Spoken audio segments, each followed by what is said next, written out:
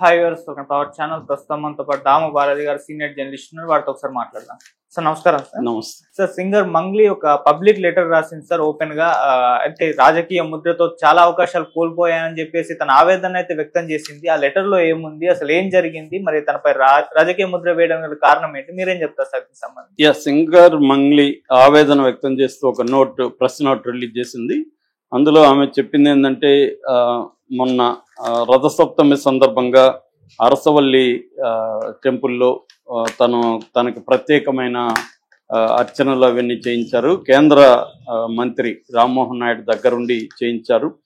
దాంతో తెలుగుదేశం వాళ్ళే తీవ్రంగా ఆమెను కేంద్ర మంత్రిని, తెలుగుదేశం వాళ్ళని కూడా విమర్శించారు. ఎందుకంటే మంగ్లీ ఒకప్పుడు వైసీపీతో ఉనింది. వైసీపీ జగన్ కార్యక్రమంలో ఆమె దగ్గరగా పార్టిసిపేట్ చేసేది. దాంతో జగన్ 2022లో శ్రీ వెంకటేశ్వర భక్తి ఛానల్లో ప్రత్యేక సలహాదారుగా కూడా ఆమెను నియమించాడు. సో అలాగా జగన్తో ఉండి జగన్ మీద పాటలు పాడింది. చంద్రబాబు పేరు చెప్పమంటే కూడా పేరు చెప్పడానికి నిరాకరించింది. అలాంటి ఆమెకు ఇప్పుడు కేంద్ర మంత్రి దగ్గరుండి ఆమెను ఆహ్వానించి ప్రత్యేక అతిథిగా చూడాలా, మన వాళ్ళు ఇలాగా ఉంటే ఇంకా మేమెందుకు గతంలో బాధలు పడ్డాము జగన్ దగ్గర, సో జగన్తో ఉన్నోళ్ళందరూ ఈ ప్రభుత్వంలో కూడా మంచిగానే ఉన్నారు అన్న ఆవేదన వ్యక్తం అయింది. దీంతో విపరీతంగా ఈ మీద అటాక్ మొదలు పెట్టారు. యాక్చువల్గా ఏంటంటే దీనికి నేపథ్యం ఏంటంటే, వాళ్ళ కోపం ఈ మీద అని చెప్పలేము మనం. యాక్చువల్గా మనకు ఒక నేపథ్యం చూస్తే ఇవాళ వైసీపీలో గతంలో ఉన్నవాళ్ళు చాలామంది అధికారులు కావచ్చు, ఇటు కళాకారులు కావచ్చు, లేకపోతే వైసీపీ నాయకులు కావచ్చు, వాళ్ళందరూ ఏదో ఒక రకంగా ఈ ప్రభుత్వం ఉన్నప్పటికీ కూడా వాళ్ళ హవా నడుస్తూనే ఉందని ఇటు తెలుగుదేశం మెయిన్ మీడియా అయిన ఈనాడు, జ్యోతిలే రాస్తున్నారు. ఇంకా సోషల్ మీడియాలో అయితే రోజు ఏదో ఒక పోస్టులో మనకు అదే కనిపిస్తున్నాయి. వైసీపీ వాళ్ళే ఇసుక కుంభకోణాల్లో మధ్యం దాంట్లో వాళ్ళే ఉంటున్నారు, ఇప్పుడు కూడా వీళ్ళకి వాటాలు ఇచ్చేస్తున్నారు, పై స్థాయి నాయకులంతా అట్లాగే తిరుగుతున్నారు, అధికారులు కూడా వాళ్లే ఉన్నారు, ఇప్పటికి కూడా హవా నడుస్తుంది అనేది అందరూ చెప్తున్నారు. ఈవెన్ పవన్ కళ్యాణే వైసీపీ వాళ్ళని జోలికి మీరు ఎందుకు వెళ్ళట్లేదు అని పోలీసుల్ని డైరెక్ట్గా నిలదీసిన సందర్భం కూడా మనం చూసాం. సో ఈ నేపథ్యంలో ఈమెను అక్కడికి పిలిచి, మామూలుగా అయితే ఈమె ఒక కళాకారిని, పాటలు పాడుతుంది. పాటలు పాడినప్పుడు కొన్ని పొలిటికల్ పార్టీలు చూస్తారు ఎవరు బాగా పాడుతున్నారు, వాళ్ళ దగ్గర పాడించుకున్నాం. ఫర్ ఎగ్జాంపుల్ వందే మాతరం శ్రీనివాస్ అన్నాడు, అతను మామూలుగా అయితే సిపిఐ తరఫున ఉండే వ్యక్తి, కానీ అతను చంద్రబాబును ప్రమోట్ చేస్తూ గతంలో పాటలు పాడారు. గోరాటి వెంకన్న ఉన్నాడు, ఆయన పాటని వైసీపీ అంతకుముందు రాజశేఖర రెడ్డి పెద్ద ఎత్తున వాడుకున్నారు, పల్లె మీద అతను రాసిన దాన్ని.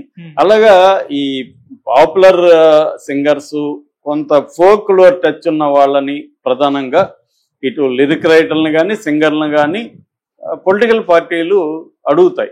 వీళ్ళకి ఆ పార్టీ మీద ఇష్టమైనా లేకపోయినా ఆ పొలిటికల్ పార్టీ అడిగినప్పుడు కాదని లేని ఒక పరిస్థితి ఉంటుంది. ఎందుకంటే కాదంటే రేపు పొద్దున మనం యాంటీ అవుతామేమని వాళ్ళు అడిగినప్పుడు వీళ్ళు చేస్తారు. చేసినప్పుడు వృత్తిరీత్యా ఆ పార్టీని పొగడాలి, ఆ నాయకుడిని పొగడాలి. అది కూడా లిరిక్ రైటర్ రాస్తాడు, వీళ్ళకేం సంబంధం లేదు. లిరిక్ ఏది ఉంటే అది వీళ్ళు పాడతారు. ఇప్పుడు మంగ్లీ లాంటి వాళ్ళు వీళ్ళు లిరిక్ రాయరు, లిరిక్ని వీళ్ళు పాడతారు. సో ఆ లిరిక్లో చంద్రబాబుని ఆకాశానికి ఎత్తినా పాడతారు, కేసీఆర్ని ఎత్తినా పాడతారు, జగన్ని ఆకాశానికి ఎత్తినా పాడతారు. సో ప్రొఫెషనల్గా ఉండేవాళ్ళు మనం ఏది కంటెంట్ ఇస్తే దాన్ని వీడిని పొగిడి రాయమంటే పొగిడి రాస్తారు, అవతలని తిట్టి రాయమంటే తిట్టి రాస్తారు లిరిక్ రైటర్లు. వాళ్ళకేం ప్రత్యేకత, వాళ్ళ వ్యక్తిగత ప్రిఫరెన్సెస్ని పక్కన పెట్టి ప్రొఫెషనల్గా అలా ఉంటారనమాట. ఈ అమ్మాయి ఇప్పుడు చెప్తున్న దాని ప్రకారం అమ్మాయి ఏం చెప్తుందంటే, నేను కూడా అలాగే గతంలో బీఆర్ఎస్కి పాటలు పాడాను, బీజేపీ కోసం పాటలు పాడాను, అలాగే జగన్ అడిగినప్పుడు పాటలు పాడాను, అంతేగాని నేను ఏ పొలిటికల్ పార్టీతో అసోసియేట్ అయ్యి లేను, ఏ పొలిటికల్ పార్టీని గెలిపించమని నేను ఎప్పుడు కూడా క్యాంపెయిన్లు కానీ ఏమీ చేయలేదు, ఆ పొలిటికల్ పార్టీ ర్యాలీలు కానీ ఇంకోటి కానీ నేను అటెండ్ అవ్వలేదు. సో నన్ను ఇప్పుడు వైసీపీ అని చెప్పి ముద్ర వేసి నన్ను ఇచ్చేస్తున్నారు, దీనివల్ల నాకు అవకాశాలు పోతున్నాయి.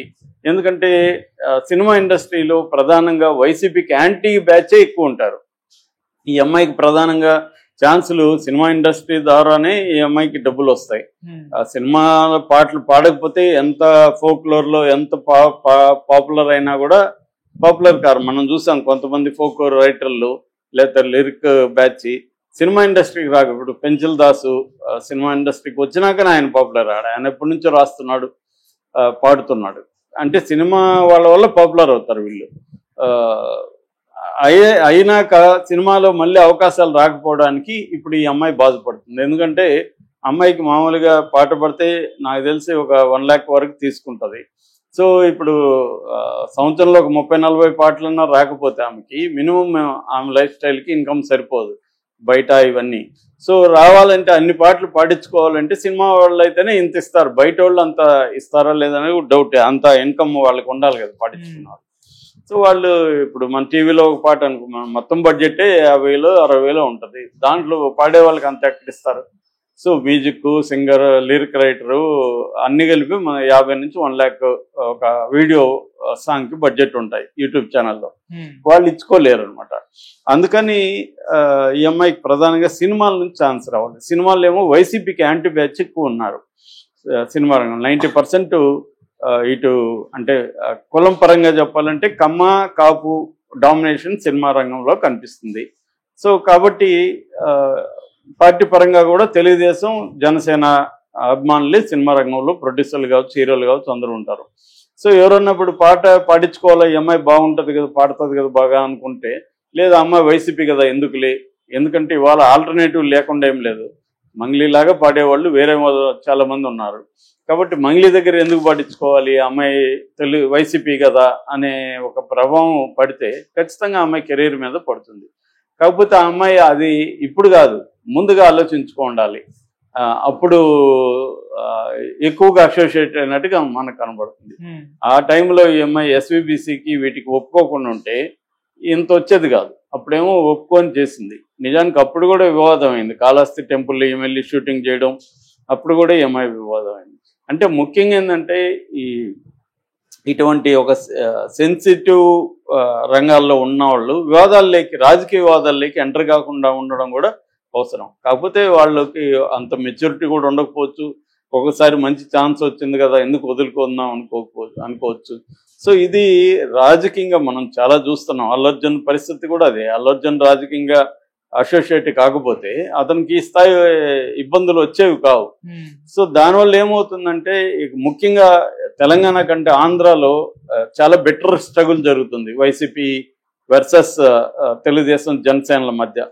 కాబట్టి జనసేనతో అసోసియేట్ అయినా లేకపోతే తెలుగుదేశంతో అసోసియేట్ అయినా వైసీపీ వాళ్ళు విరుచుకుపడతారు.